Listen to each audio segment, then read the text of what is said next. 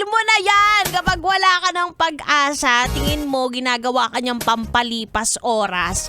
Hindi kanya nililito. Diba? Klarong-klaro na hindi pwedeng maging kayo. Ang sakit? Sinasabi ko sa'yo kapag alas 6 dapat tulog ka na.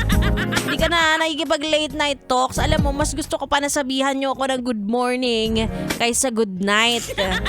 Kadalasan ng mga kausap mo sa gabi, pampalipas oras lang talaga.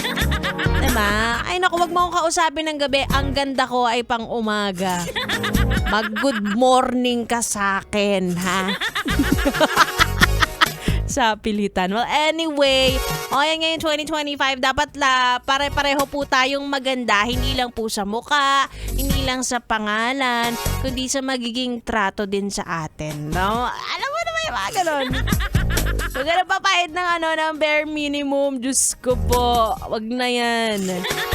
Pinagbuksan ka ng pinto, kayang-kaya rin yan ng mga barker. Ano ka ba?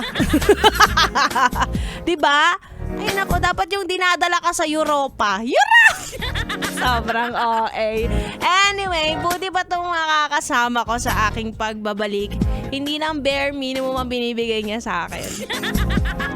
Pero hindi ko pwedeng sabihin sa ere.